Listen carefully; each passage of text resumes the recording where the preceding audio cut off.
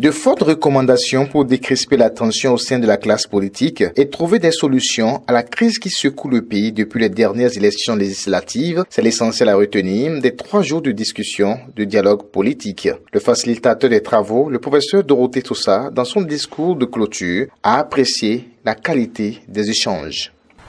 8 des 9 partis invités ont effectivement pris part au débat avec une assiduité et un concours absolument remarquable de toutes et de tous.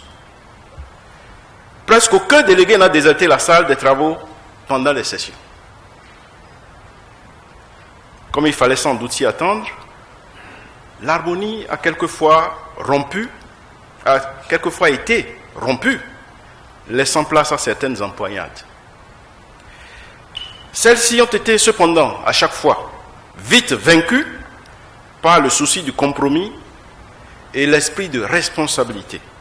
La cérémonie de clôture a été marquée par la présentation officielle du rapport au chef de l'État, Patrice Athanas Guillaume Talon. Le rapporteur principal, le professeur Victor Tokpanou, dans sa présentation, a insisté sur les éléments de consensus et les mesures d'apaisement. Ces éléments de consensus concernent le toilettage du code électoral et de la nouvelle charte des partis politiques, tout en préservant les acquis et avancées. En ce qui concerne les mesures, les points de consensus, ils concernent 4 points essentiels.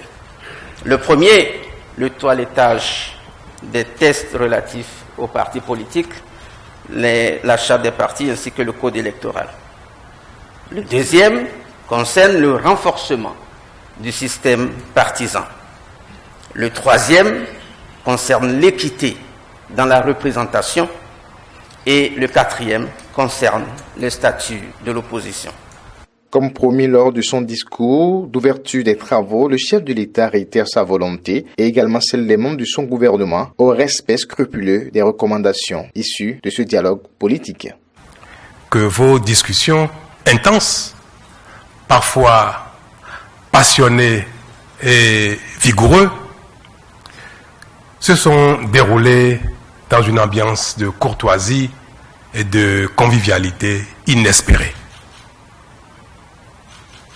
Pour cela, je voudrais encore une fois vous adresser mes félicitations. Les propositions d'amélioration aux tests que vient de nous formuler le rapport